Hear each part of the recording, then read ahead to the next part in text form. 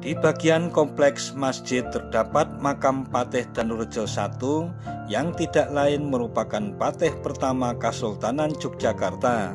Beliau meninggal pada tahun 1799 Masehi.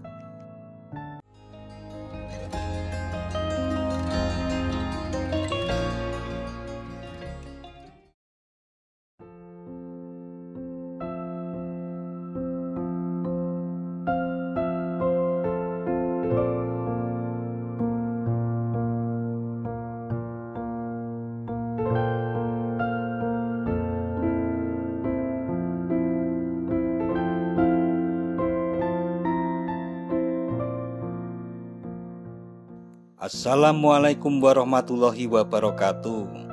Mitra DMTV, Masjid Patok Negoro secara umum tidak hanya digunakan sebagai tempat beribadah dan penyebaran agama Islam, akan tetapi masjid-masjid tersebut juga berfungsi sebagai tiang negara, keamanan, dan batas wilayah serta sebagai pertahanan rakyat.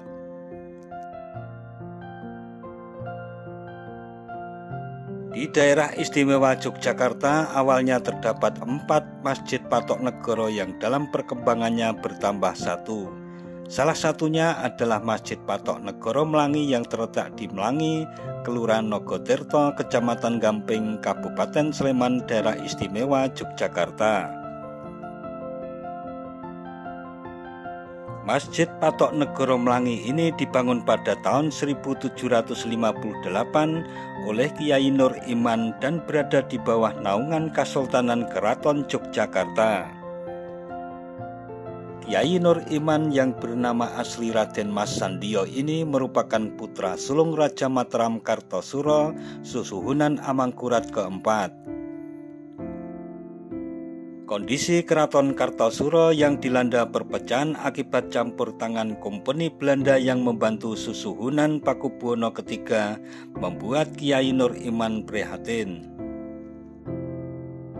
Saat terjadi perang saudara antara adik-adiknya, Kiai Nur Iman bersama sahabatnya Sanusi dan Tan Misani memilih keluar dari benteng keraton.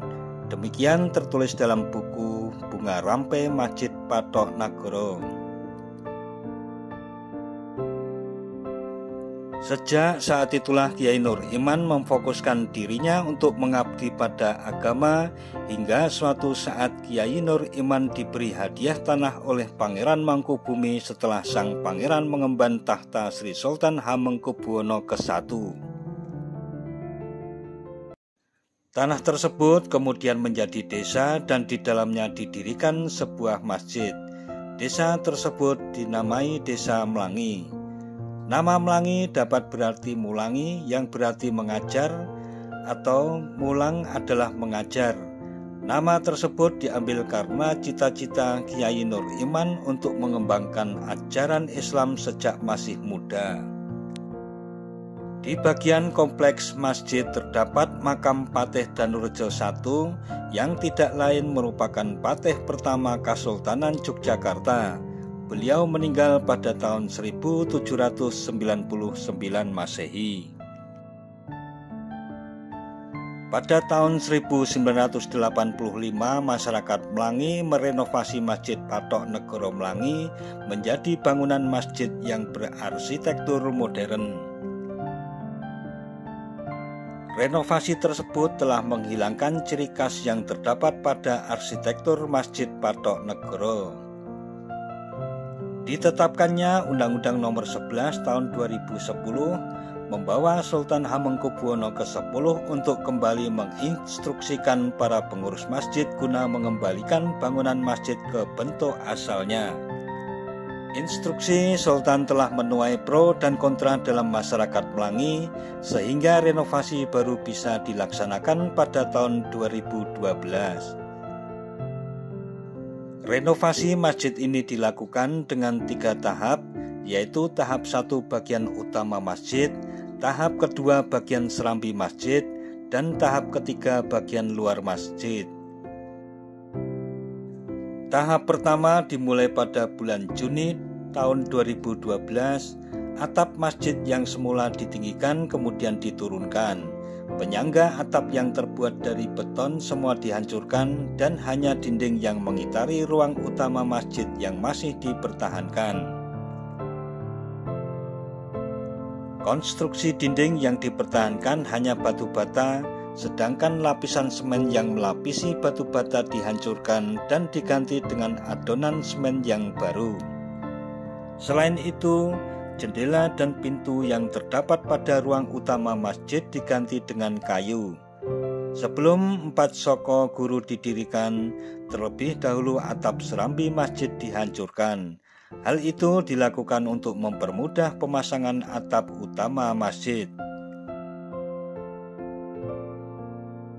Setelah dinding selesai diperbaiki, pada bulan Oktober 2012, 4 saka guru utama yang terdapat di ruang utama masjid mulai didirikan. Setelah ruang utama masjid terselesaikan, dilanjutkan pada tahap kedua, yaitu bagian serambi masjid. Pada tahap kedua, terlebih dahulu renovasi dilakukan dengan merobohkan seluruh konstruksi serambi masjid. Pada tahap ketiga, renovasi halaman masjid yang terdiri dari kolam dan bangsal. Setelah mengembalikan kolam yang terdapat di sekeliling masjid, dibangunlah bangsal di bagian depan masjid. Bangsal dibangun di sisi kanan dan kiri halaman masjid. Bangsal ini dibangun layaknya bangunan pendopo pada umumnya. Hanya saja bangsal tersebut tidak dikelilingi oleh dinding, melainkan dikelilingi dengan pagar kayu yang tingginya hampir mencapai 1 meter. Lingkungan sekitar Masjid Patok Negoro Mlangi merupakan lingkungan di mana semua penduduknya memeluk agama Islam. Pada tahun 1960-an hingga 1980-an, di Mlangi ada peraturan dalam pernikahan, yaitu harus menikah dengan saudara jauh yang berdomisili di Mlangi.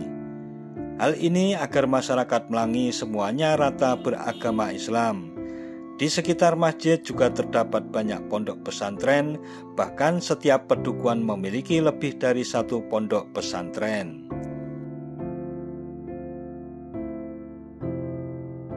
Walaupun begitu, kedamaian tetap terjaga di Mlangi. Setelah selesai maghrib, semua masyarakat Mlangi masuk ke dalam rumah atau tidak keluar hingga tiba waktu Isya. Tradisi setelah maghrib ini masih bertahan hingga saat ini. Seiring berjalannya waktu, di sekitar masjid saat ini banyak didirikan pondok pesantren.